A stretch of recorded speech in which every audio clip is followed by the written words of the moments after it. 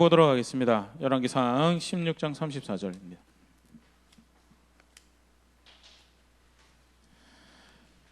열왕기상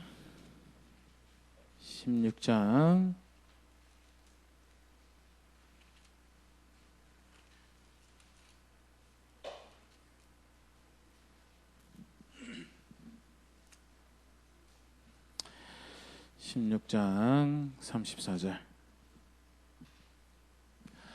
찾으셨으면 함께 읽도록 하겠습니다. 열왕기상 16장 34절입니다. 함께 읽겠습니다. 시작. 그 시대에 베델 사람 히엘이 여리고를 건축하였는데 그가 그 터를 쌓을 때 맏아들 아비람을 잃었고 그 성문을 세울 때 막내 아들 수굽을 잃었으니 여호와께서 눈의 아들 여호수아를 통하여 하신 말씀과 같이 되었더라. 아멘. 지난주에 이어서 계속 열왕기상 15장, 16장 함께 살펴보는데요.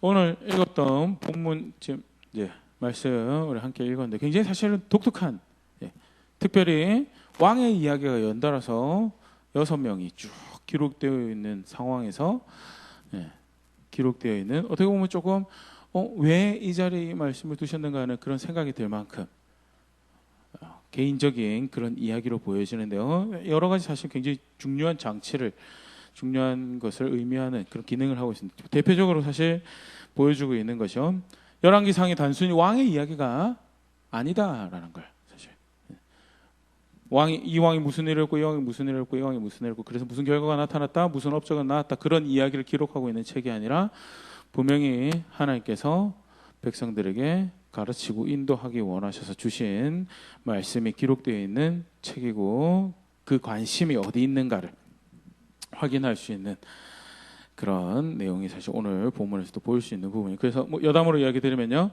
열왕기 상하를 개신교 성경책에서는 역사서라고 구분을 하고 있죠. 역사적인 내용. 그런데 유대인 성경에서는 어떻게 구분을 하고 있냐면 선지서로 구분을 하고 있어요. 그래서 역사를 통해서 하나님이 하나님 백성에게 주시는 메시지를 담고 있는 오늘 16장 34절 가지고 좀 생각해 보려고 합니다.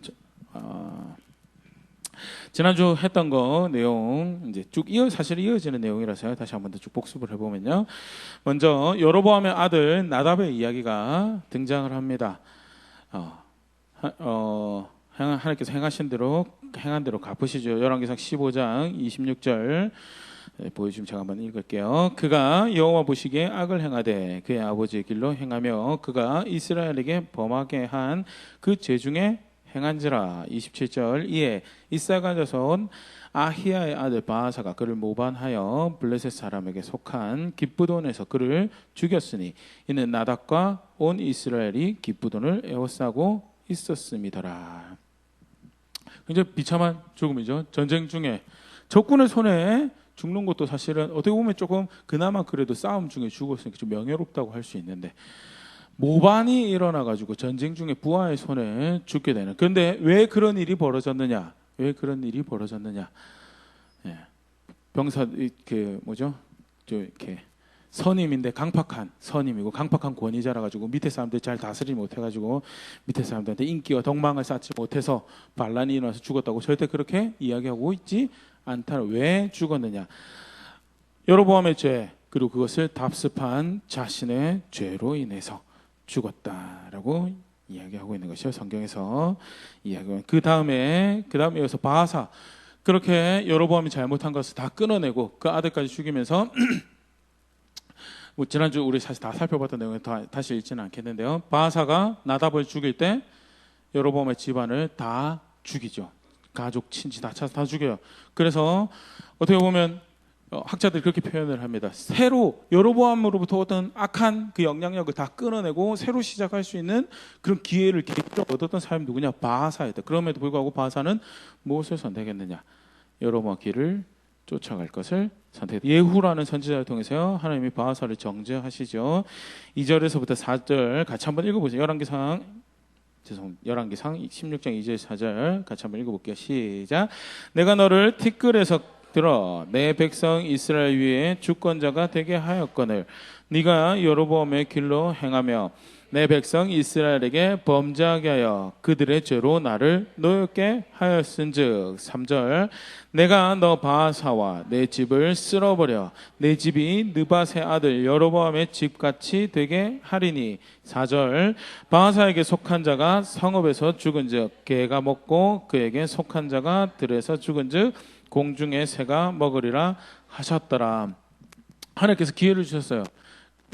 굉장히 우리야 뭐 그냥 반란을 이렇게 새 옷 모양이다라고 보일 수 그냥 쉽게 보일 수 있지만 아까 이야기 드렸던 것처럼 모든 것을 그 앞에 있던 모든 것을 악한 습관과 문화를 없애고 새 출발할 수 있는 기회를 하나님이 그런 기회를 사실 바하사 손에 허락하셨는데 그럼에도 불구하고 아까 우리 2절에서 읽었지만요.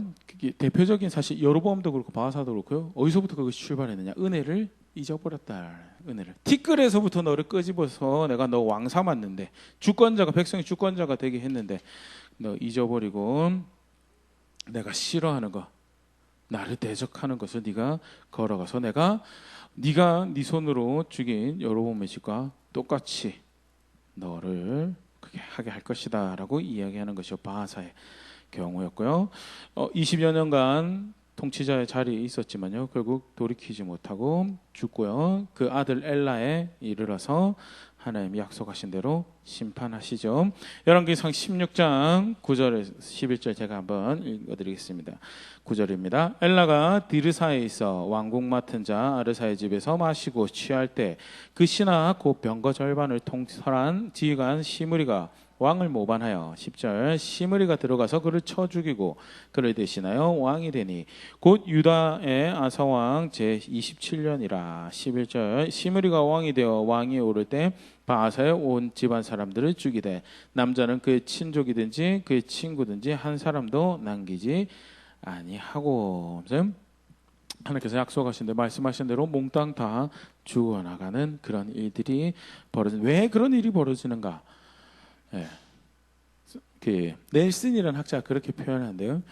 경제적인 여건을 잘 만들어서 살아가고 또는 군사적인 것을 잘 준비하고 또 이렇게 소유하고 잘 관리해서 그렇게 살아남는 역사가 아니었고요. 무슨 역사냐? 어떻게 역사를 인도에 가고 살아남냐? 하나님 앞에 얼마나 신실하냐, 신실하지 않느냐가 사실 역사를 살아가는 방식인데 그것을 너무 극명하게 잘 보여주고 있는 그런 이제 대목이죠. 바하사의 아들 엘라도 그렇게 해서요 죽고요. 그다음 시므리가 이제 왕이 되는데요. 시므리는 7일밖에 왕이 못 되죠. 열왕기상 16장 18절 19절 제가 또 읽어드리겠습니다. 시므리가 성읍이 함락된 걸 보고 왕궁 요새에 들어가서 왕궁에 불을 지르고 그 가운데서 죽었으니 7일 만에 이제 그 시므리가 왕이 됐다는 이야기를 듣고요. 이 백성들이 누구한테 이렇게 또 달려가냐면 오므리한테 달려갑니다. 그래서 오므리가 자기가 내가 왕이 되어야 되겠다고 해서 시므리를 대적하게 되고 내전이 벌어지죠. 시므리가 이제 집니다. 지고 7일 만에 그래서 왕궁에 불을 지르고 자살을 하고요. 여기까지만 사실 보면 시므리가 시기를 잘못 생각했구나 또는 무기를 잘 준비를 못했구나 군대를 잘 통솔하지 못했구나 뭐 그런 식으로 생각할 수 있는데요. 19절에 이렇게 하나님이 그 일이 일어난 연유에 대해서 인과관계에서 이렇게 설명하십니다. 같이 한번 읽어볼게요. 시작. 이는 그가 여호와 보시기에 악을 행하여 범죄하였기 때문이니라. 그가 여로보암의 길로 행하며 그가 이스라엘에게 죄를 범하게 한 그 죄 중에 행하였더라.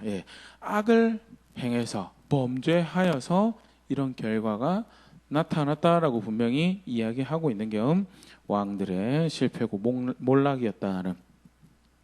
그 다음에 지난주 살펴봤던 오므리가 이제 왕이 됩니다. 오므리 강한 왕이었고 지혜로운 왕이었고 능력이 좋은 왕이었어요. 그래서 그 외부 기록에 성경 말고 외부 기록에 의하면 아수르에서는 한동안 북이스라엘을 오므리의 나라라고 불렀다고 기록이 남아 있을 만큼 잘했던 왕이었고요. 힘으로 징벌하고 점령해야 될 곳은 징벌하고 점령을 하고요. 외교적인 수완으로 평화를 만들어야 될 곳은 또 외교적인 자기 나름대로 굉장히 나라를 잘 이렇게 토대를 만들었던 성경에 그런 정황을 한 문장으로 표현하고 있는 것이 사마리아라는 도시를 개척해서 새 도시를, 이게 도읍지를 새로 정하고 거기 성을 쌓았다라는, 이게 힘이 없으면 사실 성을 쌓을 수가 없는 거거든요. 그런데 도시를 다시 재건을 하고 성을 쌓는 수도를 정해서 속칭 사마리아, 이제 그 다음에 망할 때까지 계속 사마리아가 수도였죠. 사마리아 시대를 연 왕이었는데요. 그럼에도 불구하고 악했죠. 예, 성경은 이렇게 평가하고 있습니다. 25절, 열왕기상 16장 25절입니다. 오므리가 여호와 보시기에 악을 행하되 그 전에 모든 사람보다 더욱 악하게 행하여 그 전에 모든 기록들을 갱신하고 내가 제일 악한 왕이다라고 이름을 올린, 하나님 백성이 하나님 말씀을 따라서 하나님 방법으로 하나님 길로 쫓아서 보호를 삼고 구원을 삼고 힘을 삼아서 살아, 그것을 자기의 삶의 원동력으로 근원으로 삼고 살아가야 되는데, 그것이 아니라 철저하게 하나님 떠나서 자기 방법을 의지해서 자기도 하나님 안 섬길 뿐만 아니라 백성도 하나님 못 섬기게 하는 그런 일이 했던 것이 오므리고요. 그 악한 일 중에 하나가 두로랑 시돈하고 조약을, 평화 조약을 맺은 거죠. 이제 그 결과가 이제 그 다음에 어떻게 나오는지 보는데요. 26절, 느바세 아들 여로보암의 모든 길로 행하며 그가 이스라엘에게 죄를 범하게 한 그 죄 중에 행하여 그들의 헛된 것들로 이스라엘 하나님 여호와를 노하시게 하였더라. 하나님 말씀 존중하고, 절대 오해하지 마시고 외국을 이야기하고 있는 게 아닙니다. 이스라엘, 팔레스타인 나라 안에, 그 땅 안에 살아가면서 이스라엘, 아브라함의 후손이라고 부름받는 백성들이 살아가는 모습인데, 철저하게 하나님하고 상관없는 자리에서 살아가고요. 그리고 오므리는 이제 그 앞에는 죄를 지었고 죽고, 죄를 지었고 죽고, 죄를 지었고 죽는데요. 오므리는 이제 여기 16장에서 어떻게 마무리하고 있냐면 그 아들이 아합이라, 더 큰 죄를, 악한 씨앗을 심는 그런 아버지였다라고 이렇게 등장하면서 이야기가 마무리되어지고요. 지난주에 그래서 갈라디아서 6장 7절 말씀 요절로 해가지고 심는 대로 거둔다. 절대 하나님 속지 않으신다. 하나님 존중하면 존중하는 열매를, 하나님 멸시하면 멸시하는 열매를 거두게 되는 것이 성경에서 하나님께서 세우신 질서다라는 거에 대해서. 그러고 난 다음에 16장에서 아합을 간략하게 소개를 합니다. 오늘 아합을 주로 살펴보지는 않을 테지만요. 그 오므리가 심었던 씨앗이 이런 식으로 열매를 맺는데, 30절, 16장 30절 같이 한번 읽어볼게요. 시작. 오므리의 아들 아합이 그의 이전의 모든 사람보다 여호와 보시기에 악을 더욱 이게 어떻게 보면 정말 대단한 아버지와 아들이죠. 아버지가 기록을 갱신했어요. 그런데 그 아들이 더 기록을 갱신해가지고 이 전에 모든 악한 사람들보다도 더 악한 사람이 되었더라. 정말 무서운 사실 일이 벌어지고 있는데요. 아버지가 잘못했더라도 자식 때 와서 돌이킬 수 있으면 사실 살 수 있거든요. 또 조금 더 돌이키고 조금 더 돌이키고 조금 더 돌이키고 하면 생명을 심고 하나님 앞에서 거둘 만한 열매가 심어지는 그런 걸음걸음들을 향해서 나아갈 수 있는데, 그게 아니라 더 큰 악을 행하는데요. 아까 잠깐 이야기 드렸던 것처럼 두로와 시돈이 조약을 맺었던 것이 어떤 열매로 나타나냐면 31절입니다. 같이 읽어보겠습니다. 시작. 느바세 아들 여로보암의 죄를 따라 행하는 것을 오히려 가볍게 여기며 시돈 사람의 왕 엣발의 딸 이세벨을 아내로 삼고 가서 바알을 섬겨 예배하고, 32절, 사마리아에 건축한 바알의 신전 안에 바알을 위하여 제단을 쌓으며. 33절까지 마저 보고 같이 보도록 하겠습니다. 33절 같이 읽겠습니다. 시작. 또 아세라상을 만들었으니 그는 그 이전에 이스라엘 모든 왕보다 심히 이스라엘 하나님 여호와를 노하시게 하였더라. 이제 31절 다시 한번 보여주시겠어요? 31절. 조약을 맺은 결과가 어떻게 되느냐? 어떻게 되죠? 이세벨이라는 여자랑 결혼을 하게 되죠. 이세벨도 정말 악명이 높은 여성으로 성경 전체 이름이 남은, 신약에서도 사실은 영왕 인용이 되는 악한 여자로, 그런데 그 여자를 자신의 아내로 받아들였다. 그리고 어떻게 되죠? 그 다음에 우상을, 바알을 섬기고 아사라를 섬기는 것을 받아들이는데, 이게 사실 그냥 그래, 우리도 이제 외교 관계 요새 이제 한창 뉴스 시끄러우니까요. 이렇게 기브 앤 테이크를 해야 되잖아요, 맞죠? 그래서 우리가 서로 대적하지 않을게. 그러면 이걸 제공하면 너도 뭐 제공해라 해가지고 주고받잖아요. 그런 모습을 쉽게 생각을 하면요, 우리가 싸우지 말자라고 해서 그 증표로 아들 딸들 결혼시키자 해서 아합이랑 이세벨 결혼을 한 거예요. 그러고 나서 그럼 우리 이런 문화를 넘겨주고, 예, 그럼 이런 이익을 받아들이고 그런 가운데 바알과 아세라를 수입하게 되는 그런 모습. 근데 이게 굉장히 그냥 그렇게 된 모양이다라고 생각하고 지나갈 수 없는 게요, 성경은 이거를 그렇게 설명하지 않고요, 하나님이 말씀하신 대로 이루어졌다라고 이야기를 하고 있는 게요. 출애굽기 34장 15절 16절 같이 한번 읽어보겠습니다. 시작. 너는 삼가 그 땅의 주민과 언약을 세우지 말지니 이는 그들이 모든 신을 음란하게 섬기며 그들의 신들에게 제물을 드리고 너를 청하면 네가 그 제물을 먹을까 함이며 16절.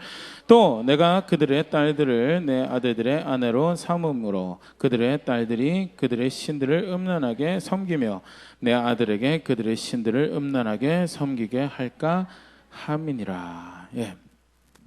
조약 맺으면 어떻게 된다고요? 네가 우상 숭배할 수 있는 것도 우상 숭배하는 건데 그 다음에 단계가 어떻게 된다고요? 네 아들 딸들이 서로 혼인할 거고, 그러면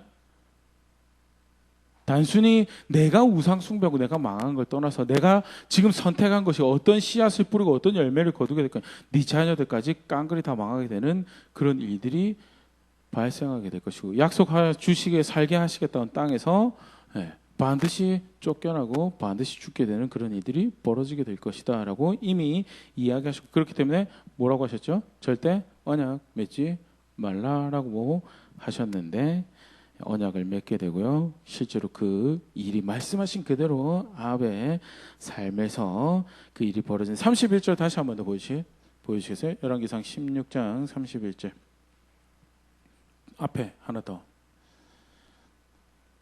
16장 31절. 예. 보면 가운데 보면요, 느바세 아들 여로보암의 절에 따라 행하는 것을 오히려 뭐라고 표현하고 있어요? 가볍게 여기며 하나님 말씀대로 살지 않고요, 하나님 말씀을 존중할 것으로 여겨야 되는 그런 자세가 아니라 그것을 죽는다고 하는데도 그것을 가볍게 여기고요, 그렇게 하면 살 거다라고 하는데도 그 말씀도 가볍게 여긴 그 결과가 이런 식으로 드러나고 있는 것은. 그래서 아합이 그렇게 간략하게 소개가 되어지고요, 이제 17장에 본격적으로 얼마나 악한 왕이었는지가 쭉 이게 나오는데요. 그런데 그 16장으로 넘어가기 바로 앞에, 17장 넘어가 바로 앞에 오늘 읽었던 요절 말씀이 등장을 하고 있어요. 아합에 대해서 쭉 이야기하다가 어떤 한 가정에 벌어졌던 일이 기록이, 다시 한 번 더 읽어볼게요. 그 다음 열왕기상 16장 34절입니다. 같이 읽어볼게요. 시작.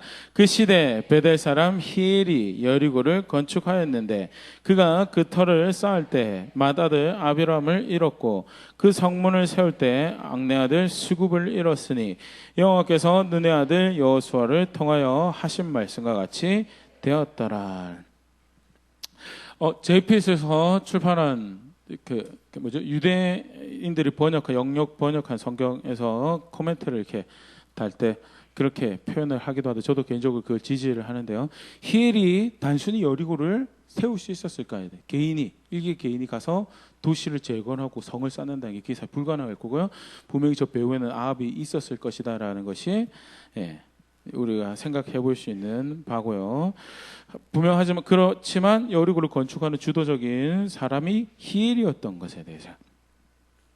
그런데 히엘이 그 여리고를 건축할 때 맏아들을 시작할 때 터를 쌓는다면 시작할 때죠. 시작할 때 맏아들을 잃어버리고요. 성문을 쌓을 때 마지막 공정을 마무리할 때 수굽을 잃었다라고 그렇게 이야기하는데요. 사실 히엘이라는 이름은 참 멋진 이름입니다. 뜻이 뭐냐면 하나님 살아계신다는. 근데 부정적인 결과로 하나님이 살아계심을 자신의 가정과 자신의 삶으로 고백을 하죠. 그러면서 하나님께서 하시는 말씀이요. 여호수아에게 내가 한 이야기가 이렇게 이루어졌다라고 이야기해요. 본문을 사실은 제가 설교 준비하면서 이 본문 생각보다 이렇게 어려운 본문이었구나 다시 이번에 이렇게 알게 됐는데, 이게 한국어로 읽으면 사실 조금 그냥 굉장히 간단하게 보여지는데 문법적으로 히브리어 문법에 사실 조금 어려운 게 있어요. 그래서 사실 그 학자들 사이에서 크게 두 가지 해석을 나눠지는데요. 오늘 우리처럼 읽으면 마다들이 죽은 이유가 어떻게 보이죠? 예?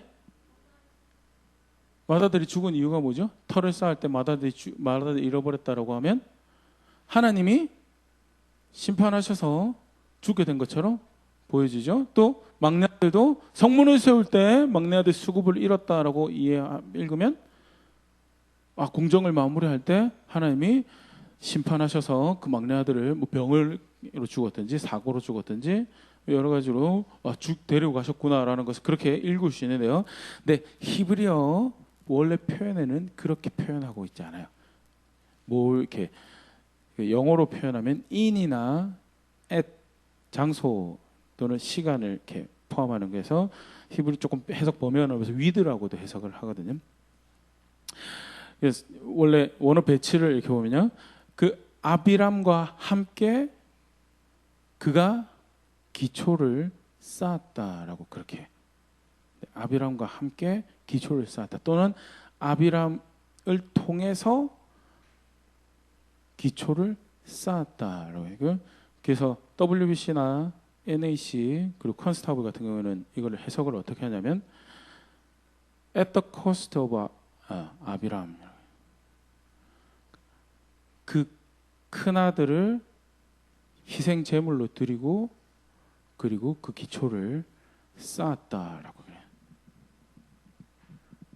이 사실 그게 본문 안에 담겨 있는 이렇게 본문에서 해석이 가능한 사실은 표현이고요.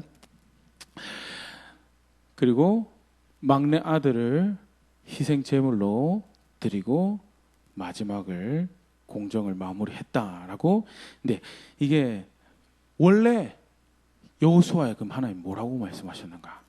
원래 여호수아에도 문법적으로 똑같이 돼 있어요.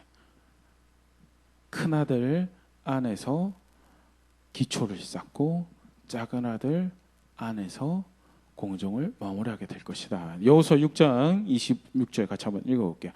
여호수아가 그때 맹세하게 하여 이르되 누구든지 일어나서 이 여리고 성을 건축하는 자는 여호와 앞에서 저주를 받을 것이라. 그 기초를 쌓을 때 그의 맏아들을 잃을 것이요 그 문을 세울 때 그의 막내 아들을 잃으라 하였더라.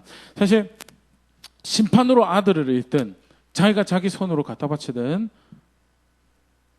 내용에서 크게 달라지지는 않습니다. 내용에서 크게 달라지지는 않는데요.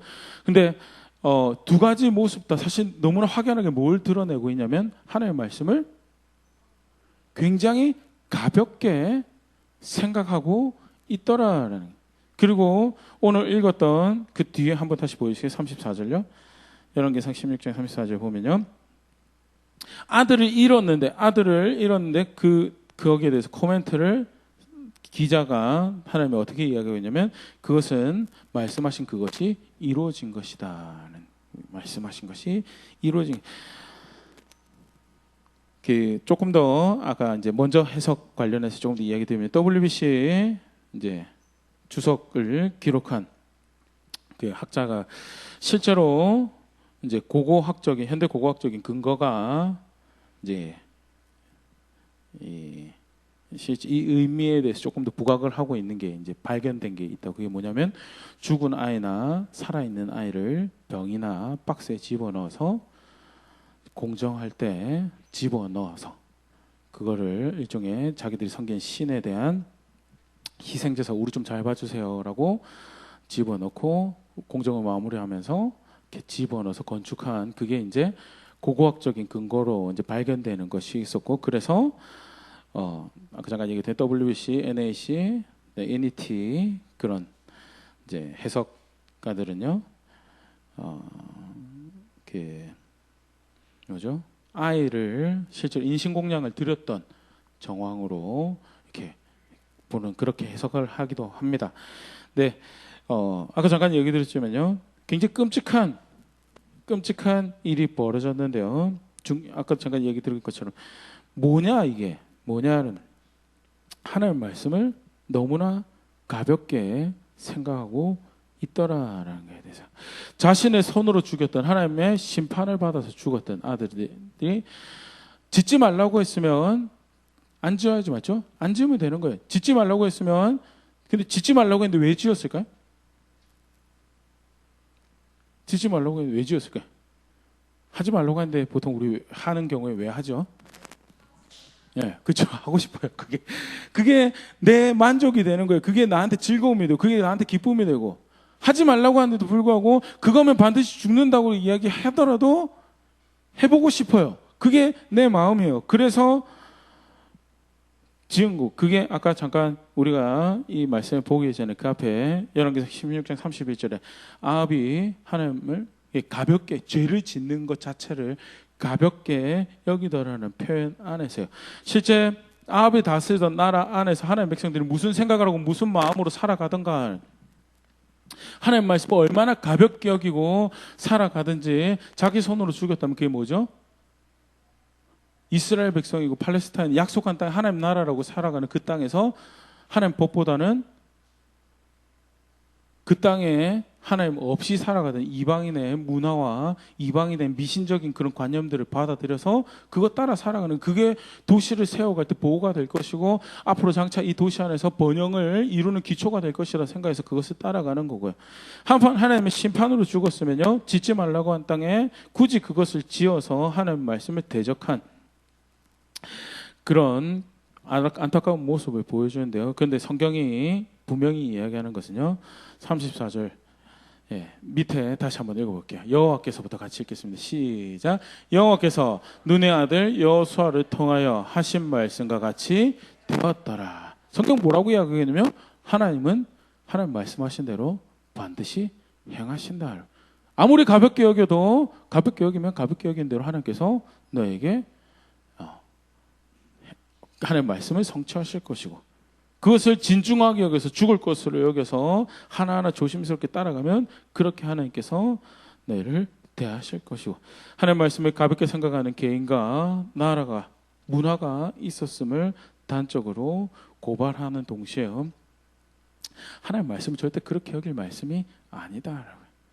하나님은 왕도 하나님을 가볍게 여기고 나라도 하나님을 가볍게 여기고 문화도 하나님을 가볍게 여기는데 그 중에 하나님은 하나님의 말씀을 이룩하신다라는 것을 분명하게 이야기하고 있고요. 그래서 학자들이 이야기를 할 때 분명한 불순종하는 사람들에 대한 분명한 경고가 반드시 죽을 거다라는 거예요. 말씀대로 하지만 반드시 죽을 거다라는 것을 이야기한 동시에 저런 왕 밑에서 신실하게 살아간다. 저런 문화에서 저런 나라에서 신실하게 살아간다는 것이 참 힘들죠. 어렵고요. 다 욕심 쫓아가요. 굳이 왕이랑 부딪힐 일이 발생하지 않아도요. 내가 하나님의 말씀 쫓아서 양보할 거 양보하고 자비를 베풀고 자비를 베풀고 강팍하게 마음 먹지 않고 무기를 자신의 힘삼지 않고 사람을 자신의 힘삼지 않고 하나님의 자신의 힘삼아서 살아간다는 것 자체가 어려움을 야기할 수밖에 없는 그런 문화와 나라가 가운데 살아가지만 뭐요? 참고 견디고 걸어갈 길을 걸어가면 반드시 하나님이 말씀하신 대로 살게 할 것이니까 말씀에 신실하게 순종하는 자들에 대해서 격려를 하고 있는 그런 말씀으로 이렇게 34절을 이렇게 보면 동시에 열왕기상 아까 잠깐 시작할 때 그런 얘기 들은 거예요.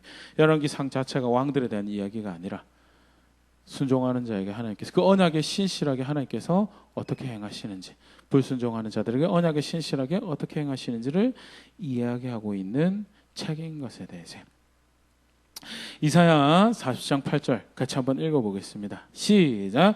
풀은 마르고 꽃은 시드나 우리 하나님의 말씀은 영원히 서리라 하라.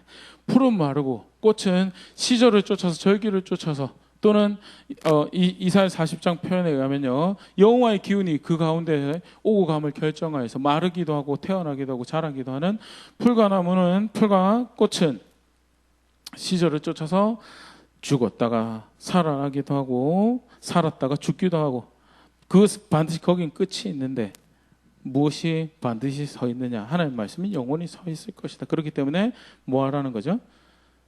말씀 쫓아서 살아가라라는 말씀 쫓아서 살아가라. 오늘 범죄한 백성들이 살고 있는 땅은요, 하나님이 애굽에서 그 조상들을 건져내셔서요, 내가 너희로 하나님 나라에서 살아가게 하겠다라고 데리고 온 땅이었어요. 같이 말씀을 읽어볼게요. 신명기 11장 9절입니다. 같이 읽어보겠습니다. 시작. 또 여호와께서 너희 조상들에게 맹세하여 그들과 그들의 후손에게 주리라고 하신 땅 곧 젖과 꿀이 흐르는 땅에서 너희의 날이 장구하리라. 하나님이 그 땅을 주시면서 그 땅으로 인도해 오시면서요, 단순히 그들만 잘 살게 할 것이 아니고 너희가 그 땅에서 내가 시키는 대로 하면 너희 후손들도 그 땅에 심겨져서 너희가 지금 따라가고 있는 순종의 고백도 하나하나가, 신실한 고백도 하나하나가 너희 자녀들을 그 땅에 그 나라에 심는 고백들이 될 것이고, 내가 너희와 너희 자손들에 내가 그런 은혜를 베풀 것이다 라고 이야기하시면서 데리고 온 땅이고요. 10절, 근데 흥미로운 얘기 10절 11절이 있습니다. 같이 읽어보겠습니다. 시작. 내가 들어가 차지하려 하는 땅은 내가 나온 애굽 땅과 같지 아니하니 거기에서는 너희가 파종한 후에 발로 물대기를 채소밭에 뗀과 같이 하였거니와. 10절 잠깐 같이 보면요, 지금 들어가려는 땅은, 팔레스타인 땅은 뭐랑 같지 않다고요? 이집트 땅과 같지 않다고요. 이집트 땅은 어떤 땅인데요, 파종한 후에 발로 물대기를 채소밭에 뗀과 같이 하였거냐. 발로 밭을 이렇게 슥슥 해가지고 해도 어떻게 된다고요? 댐에 물 받아 놓은 것처럼 물이 풍족하게 있고 곡식을 자라게 할 수 있는 그런 땅이라고요. 그런데 들어가는 땅은 11절 넘겨주시겠어요? 같이 읽어볼까? 시작. 너희가 건너가서 차지할 땅은 산과 골짜기가 있어서 하늘에서 내리는 비를 흡수하는 땅이요. 그냥 읽어보면 굉장히 좋은 표현 같죠. 물을 흡수하는 땅이구나. 무슨 말이에요?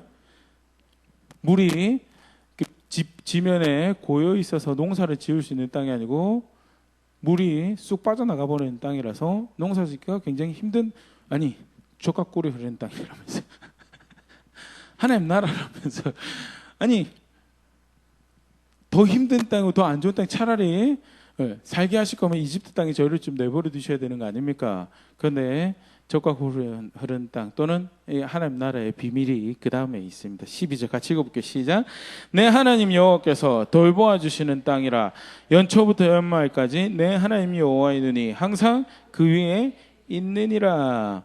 하나님 나라 또 가나안 땅에 젖과 꿀이 흐르는 땅의 비밀이 뭐냐면요, 환경이 좋아서 그런 게 아니고요, 땅 자체가 먹여 살리는 땅이라서 그런 게 아니고요, 하나님이 함께 하시고 하나님 눈이 연초부터 연말까지 365일 하루하루 순간순간 그 위에 하나님 눈이 거기에 있어서 자신의 백성들을 보호하시고 돌아보시고 공급하시고 그래서 살게 하시는 땅이, 그게 하나님 나라고요. 그게 젖과 꿀이 흐르는 땅, 그게 가나안 땅으로 예표되어지는 하나님 백성이 하나님 안에서 살아가는 땅이다라는 13절. 근데 그 땅 안에 살아가는 방식이 있습니다. 같이 읽어보겠습니다. 시작. 내가 오늘 너에게 명하는 내 명령을 너희가 만일 청종하고 너희 하나님 여호와를 사랑하여 마음을 다하고 뜻을 다하여 섬기면, 하나님 사랑하고요, 하나님 말씀, 하나님 뜻을 쫓아서 하나님 말씀 순종하여 살아가는, 다르게 표현하면 그게 믿는 거죠.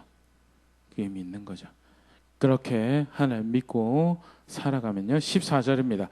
아까 좀 12절에 하나님 관심이 거기에 있을 것, 하나님 눈이 거기 있을 것이다라는 표현을 14절에 이렇게 하고 계신데 같이 읽어볼게요. 시작. 여호와께서 너희 땅에 이른 비와 늦은 비를 적당한 때에 내리시리니 너희가 곡식과 포도주와 기름을 얻을 것이요. 15절. 또 가축을 위하여 들에 풀이 나게 하시리니 내가 먹고 배부를 것이라.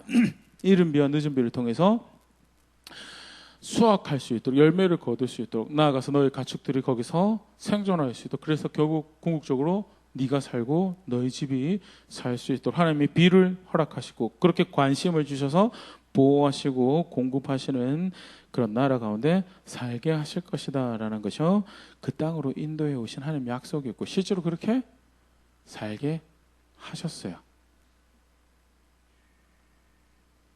아베 때에 이르기까지 반역하죠.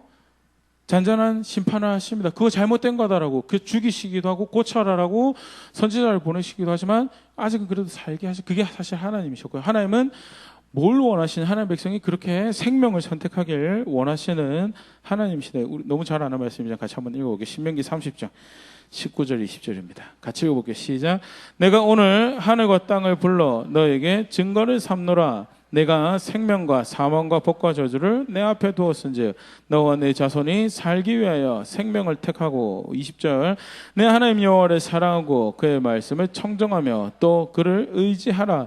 그는 내 생명이시오 내 장수이시니 여호와께서 내 조상 아브라함과 이삭과 야곱에게 주리라고 맹세하신 땅에 내가 거주하리라. 하나님이 생명이고요. 하나님은 백성들이 살기 위해서 한번 19절 다시 한번 보여주시겠어요? 너와 내 자손이 살기 위하여.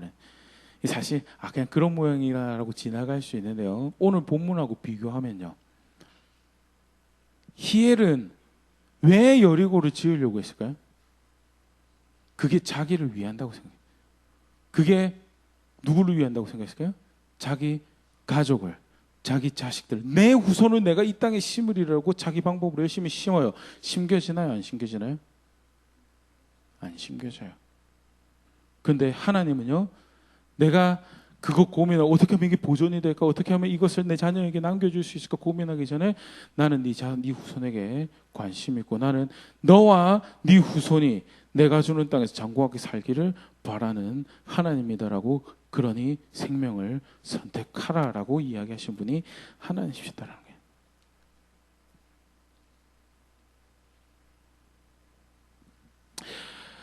그렇기 때문에요. 반대로 그 하나님을 존중하지 않을 때요. 벌어진 일이 오늘 본문에서도 우리가 확인할 수 있지만 절대 히엘이 망한다고 생각했으면 여리고의 공정을 시작하지 않았을 거예요. 망한다고 생각했으면.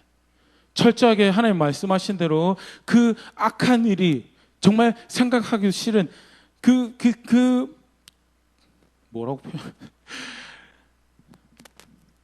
자기 자녀들을 그렇게 대가로 지불해야 되는 그런 일이 벌어질 거라고 생각했으면 절대 그렇게 시작하지 않았을 것이다는.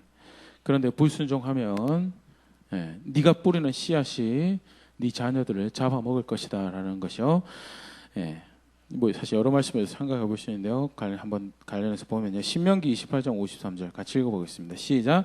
내가 적군에게 에워싸이고 맹렬한 공격을 받아 곤란을 당함으로 내 하나님 여호와께서 내게 주신 자녀 곧 내 몸의 소생의 살을 먹을 것이라. 불순종하면 닥치게 될 여러 안타까운 모습들. 저주죠. 가도 저주받고 길에서도 저주받고 집에서도 저주받고 온갖 너 저주받을 것이다라고 이야기하면서 대표적인 것 중에 하나가 네가 네 손으로 네 자녀들을 잡아먹을 것이다라는 거인데요. 예레미야 애가 4장 10절 같이 한번 읽어보겠습니다. 시작. 딸, 내 백성이 멸망할 때 자비로운 부녀들이 자기들의 손으로 자기들의 자녀들을 삶아 먹었도다. 예레미야가 눈물로 자신의 백성들이 망하는 것을 지켜보는데 표현이 굉장히 아이러니하잖아요. 자비로운 부녀들이 성격이 원래 완고하고 강박한 사람들이 아니었어요.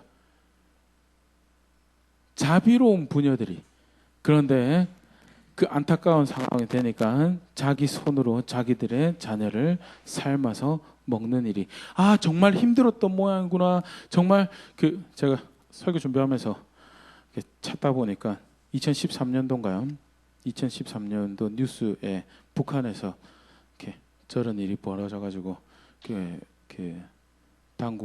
북한 당국에 의해서 처형당하는 일이 벌어졌었다고 그런 기록이 있던데요. 정말 배가 고파서 기근이 닥쳐서 어쩔 수 없어서 살려고 저렇게 한 모양이구나. 성경 절대 그렇게 얘기하고 있지 않아요. 하나님 백성들이 하나님 멸시해서 하나님 떠나서 하나님이 말씀하셨는데도 불구하고 그것을 살고 죽는 말씀으로 받아들이지 않아서 그 백성들이 먹고 마시게 되는 열매다라고. 더욱이 사실 우리 아버님, 어머님 되신 분들 다 계시겠지만 자녀들한테 좋은 거 주시기 원하시죠? 나는 잘 못 먹어도 좋은 거 주기 원해요. 아닌가요? 맞죠? 난 잘 못 먹고 좀 못 써도 네, 좋은 거 주기 원해요. 이쁜 것만 보고 자랐으면 좋겠고, 맞죠? 긍정적인 것만 생각했으면 좋겠고, 그런 부모 입장에서 우리 쉽게 빠질 수 있는 착각이 내가 내 자녀를 위해서 최선의 것을 알고 있고, 내가 내 자녀를 위해서 최고의 것을 누가 이 세상에서 내 자녀를 나만큼 사랑할까? 누가 이 세상에서 나만큼 내 자녀를 위할까라는 착각에 쉽게 빠져요. 그래서 어떻게 하죠? 내가 경작하고요. 내가 경영해요. 근데 그런 씨앗을 뿌리는 것이 사는 길이 아니다라는, 사는 길이 아니다라는. 히엘의 오늘 안타까운 모습이 그렇고요. 남유다가 망하는 당시에 남유다만 사실 이런 일을 경험했던 게 아니고요. 열왕기하 6장에 보면요, 그 아람하고 북이스라엘 전쟁할 때도요, 거기 조금 더 적나라하게 기록이 돼. 엘리사 당시였는데요. 그 왕한테, 그 당시 북이스라엘 왕한테 여인이 찾아옵니다. 그래서 그 나의 이 억울함을 들어주세요라면서, 억울함이 뭐 이야기하냐면요, 내가 옆집 여자랑 아이를 어제는 우리 아들을 잡아먹고 내일은 너의 아들을 잡아먹자라고 우리 이야기를 하고, 그래서 내 아들을 먼저 잡아먹었다고. 근데 옆집 여자가 자기 아들 숨겨놓고 같이 안 먹는다고. 그 왕이요, 나의 억울함을 들어주세요 하고, 이렇게 뭐 하는 게 뭐. 하는 백성이 하나님 떠났을 때 실제로 한 말씀하시는데, 그냥 괴롭힘 당해서 힘이 약해서 벌어지는 일이 아니고요, 말씀이 하나님이 저렇게 주셨고 그 말씀이 저렇게 이루어지더라라고 이야기하고 있는 것이 성경의 교회. 하나님의 말씀은 그토록, 우리가 아까 같이 읽었죠. 푸른 마르고 꽃은 시드나 하나님의 말씀은 영원히 선다라는. 그래서 척박하고 물을 흡수하는 땅이지만 그 가운데서 하나님 사랑하고 하나님 청정하고 그렇게 하나님 의지하고 살아가면 이른 비 늦은 비가 너에게 선물이 될 것이고 너희를 살리는 것이 너의 보호가 될 것이고 너와 너의 자손이 그 땅에서 영원히 또는 장구히 살 것이다 라는 것이요. 하나님의 반대로 그러지 않으면 반드시 망할 것이다 라는. 신약 백성들요 마찬가지죠. 그리스도 안에서 이미 하나님 나라로 옮기셨습니다. 골로새 1장 13절 14절 같이 한번 읽어보겠습니다. 시작. 그가 우리를 흑암의 권세에서 건져내사 그의 사랑의 아들의 나라로 옮기셨으니 14절 그 아들 안에서 우리가 속량 곧 제사함을 얻었도다. 그리스도의 구원의 사역을 통해서 그 피값으로 하나님 나라로 이미 그 사랑의 아들의 나라로 이미 옮겨졌다라고.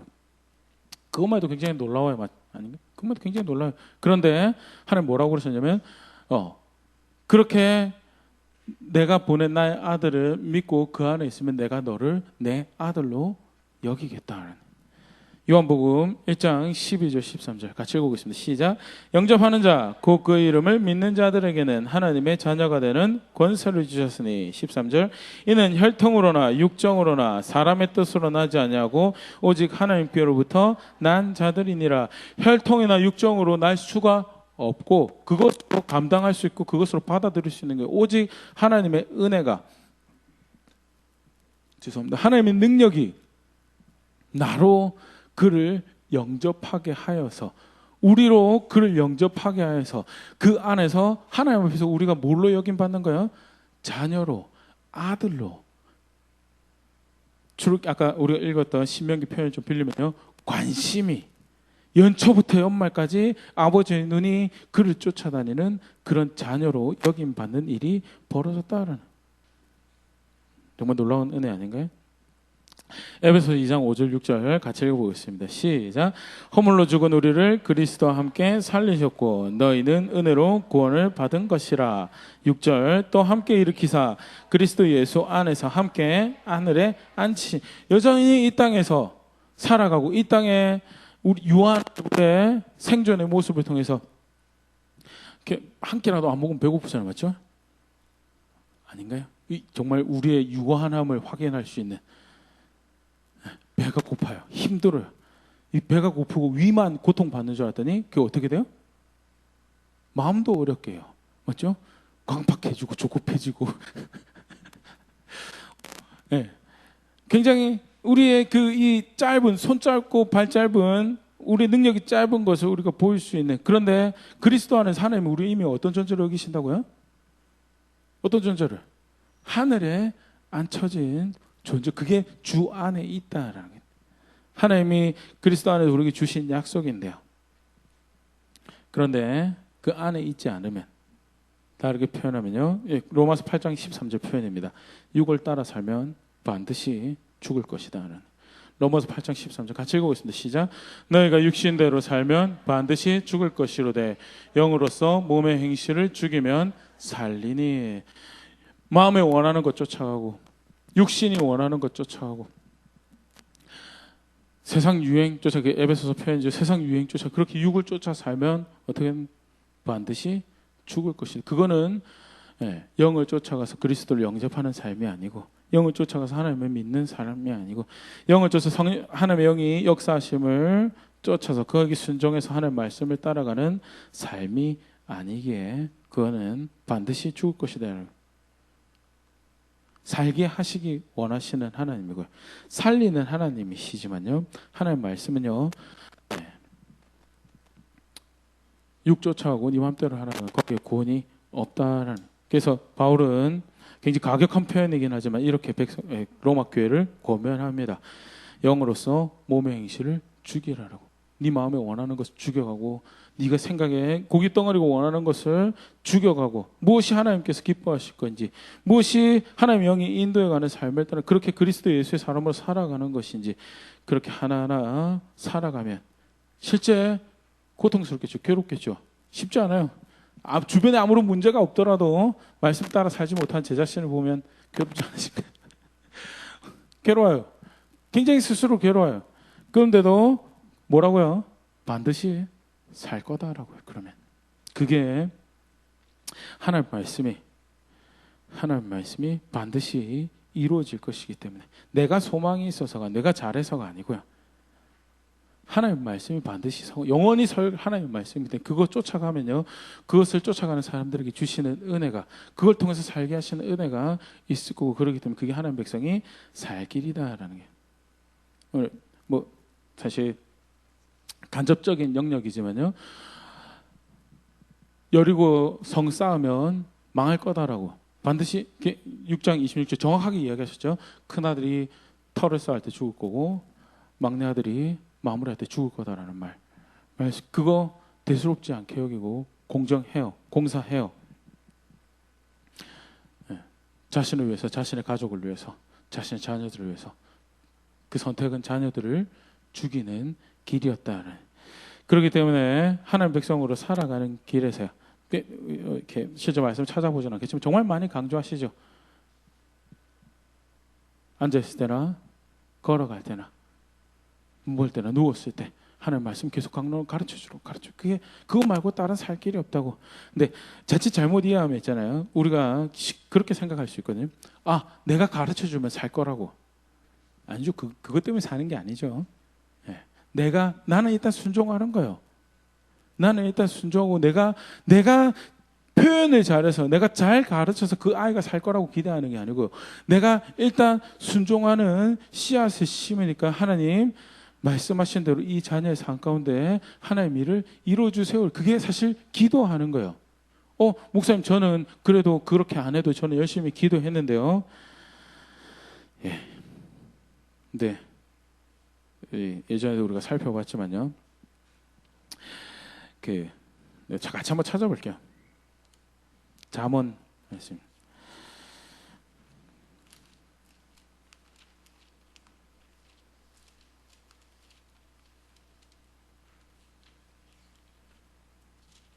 잠언 28장 9절.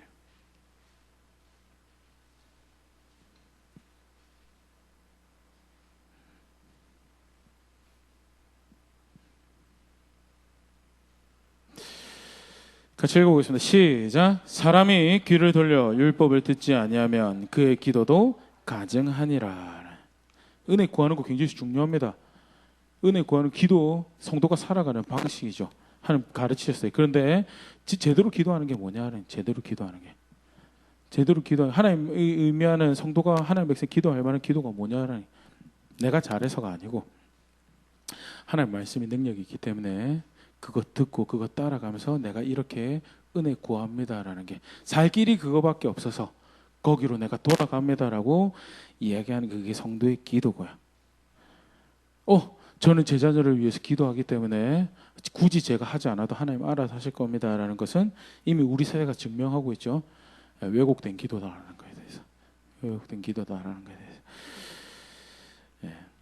무엇을 심고 무엇을 살 길로 여기는가. 오늘 말씀 가지고 다시 한번 생각해 볼 수 있으면 좋을 것 같습니다. 엄청난 비극입니다. 하지만 그 비극의 상황에 하나님이 경고하시고 격려하십니다. 하나님 말씀은 반드시 이루어질 것이기 때문에 불순종하는 걸음을 걸어간다면 지금이라도 돌이켜라. 지금이라도 돌이켜. 듣지 않는 삶을 살아가고 있다면, 들으려고 관심도 가지지 않고 걸어가고 있다면, 그렇게 해서 살 수 있을 것이라고 씨앗을 심어가고 있다면 돌이켜라라고. 그리고 어렵지, 힘들지, 그래도 그렇게 심어가고 있으면 반드시 거기에 부응하는 열매를 거둘 것이다. 네. 아침에 설교 준비 마무리하면서요. 목사님하고 잠깐 다른 목사님하고 앉아서 목사님 무슨 예화가 좋을까요? 무슨 예화가 좋을까요? 라고. 네. 실제로 하나님 말씀 쫓아가면 있잖아요. 이렇게 예수님께서 말씀하신 그것도 말씀하신 그대로 이루어지는 것 같아요. 미움 받고요, 고난 당하고 어려워 참 쉽지 않아요. 간단하게 개혁자들 모습만 아침에 이렇게 설교 준비하면 생각났던 사람들만 생각을 해보더라도 존 오웬이라고요. 교회가 이렇게 해서는 안 됩니다. 더 말씀대로 깨끗하고 경건하고 우리가 이렇게 돌이켜지는 삶을 살아야 됩니다라고 해서 이렇게 주장하고 또 그렇게 가르쳤던 존 오웬만 하더라도 11명의 자녀가 다 죽었어요. 한 명만 간신히 결혼해가지고 30대가 되고요. 나머지 10명은 20대도 못 넘기고 다 죽었어요. 근데 사람들이 참 존 오웬을 이렇게 성품적인 측면에서 위대하게 생각하는 게, 그가 그 슬픔의 그런 와중에도 그런 것들이 그가 가르치고 또 기록을 남기고 하는 거에 영향을 미치지 않았다라는 거에 대해서, 그 얼마나 그런 가운데서도 하나님 바라보는 것이 신실했던가에 대해서. 근데 자녀가 11명인데 11명이 다 죽어서 비극적인 삶. 칼빈 같은 경우도, 칼빈은 미망인하고 결혼했었거든요. 미망인하고 결혼했는데 그 부인하고 사이에서 태어났던 자녀들이 다 죽었어요. 칼빈 같은 실제 그런 기록이 남아있거든요. 너무나 슬프고 마음이 괴롭다라고요. 근데 그 다음에 이렇게 한마디 했던 게, 그래도 하나님이 아버지가 가장 좋은 것을 아시니까 그 뜻을 이루실 것이다라고. 칼빈 하면 그래도 나름 정말 말씀 따라 살려고 살아봤던 사람인데, 근데 실제로 이 땅에서 거둔 것은 그렇게 훌륭하지가 않아요. 에드워드 같은 경우에도, 조나단 에드워드 같은 경우에도 말년의 마지막 11년은 정말 비참한 삶을 살았거든요. 20여 년 동안 목양했던 목양지에서 쫓겨나가지고요, 자의반 타의반으로, 물론 다른 데 청빙 받아서 갈 수가 있었지만 자기가 스스로 도전해서 선교지로 가죠. 네이티브 인디언들을 선교하는 자리에 가서 춥고 배고프고 어려운 삶을 11년 거기서 이제 목양하다가, 사위가 먼저 어디죠? 프린스턴. 프린스턴인가요? 하버드. 프린스턴 맞는 것 같아요. 프린스턴에 총장으로 가게 되는데 사위가 죽어버려요. 그래가지고 이 일을 책임질 사람은 에드워드 당신밖에 없습니다. 와서 총장을 해주시오 해가지고 제가 그 일을 하겠습니다 해가지고 갔는데, 천연두 예방접종 부작용으로 2달 만에 죽어요. 가족들도 옆에 없이 그냥 자기 이제 먼저 가가지고. 동시대에 봤다면 실패한 사람도 그런 실패한 삶이 없어요. 아니 적당히 좀 타협하고 구색 맞춰가지고 처자식 고생도 시키지 말고 좀 잘 삶을 마무리했으면 얼마나 좋았을까라는 그런 이야기. 그런데 에드워드 같은 경우에는 분명히 이렇게 거의 대다수 학자들이 다 동의하죠. 예. 미국을 그 후손들 그가 심었던 씨앗들이 절대 잘못되지 않았었던 거에 대해서 자신은 어리석은 것 같고 망하는 것 같은 씨앗을 심는 자리에 있었 그렇게 보였을지 모르지만 그가 심었던 씨앗은 미국 전체의 정치, 역사, 경제, 문화, 심지어는 미술의 영역까지도 혹시 한번 기회가 계시면 한번 검색을 해보시면 좋겠어요. 조나단 에드워드를 영어권에 소개할 때 이렇게 우리는 목사로 이렇게 가장 먼저 하는데 그 양반들은 뭐라고 소개하냐면 미국의 위대한 철학자라고. 왜? 에드워드의 사상과 에드워드 가르침이 미국 사회 전반에 영향을 너무 많이 미쳐가지고 포럼을 하면 다른 막 여러 영역에서 많이 모여서 실제로 에드워드 영향력이 어떻구나 그렇게 확인하는 그런 일들이 있다고 그러는데요. 근데 당시 자신의 씨앗을 심을 당시는 쉽지 않은 씨앗을 심는 자리였다. 근데 자신의 위대해서 내가 그렇게 심으면 잘 거둘 거라고 확신해서 아니요.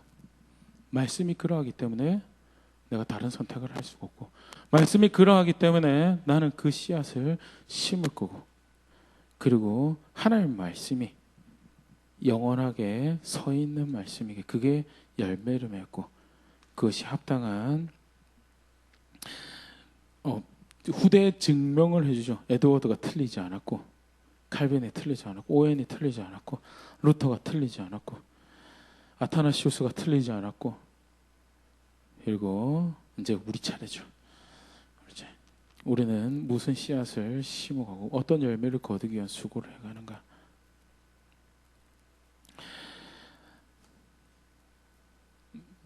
어떻게 보면 사실 그냥 그런 일이 있었구나라고 지나갈 수 있는 간단한 한 절이지만요. 하나님은 분명한 경고와 분명한 격려를 하고 계시다는 사실이 오늘 우리의 격려가 되었으면 좋을 것 같고요. 또 우리가 우리 걸음들을 조심성 가지고 또 경각심 가지고 내가 지금 내딛고 있는 걸음이 내가 지금 내딛고 선택하고 있는 걸음 무엇을 심고 무엇을 따라가고 있는 걸음인가 다시 돌아볼 수 있는 그런 말씀이 될 수 있으면 좋을 것 같고요. 나아가서 그게 정말 사는 길이구나라고 그렇게 함께 빚어져 가고 또 심을 수 있는 그런 자리에 있을 수 있는 우리 될 수 있으면 좋을 것 같습니다. 우리 찬양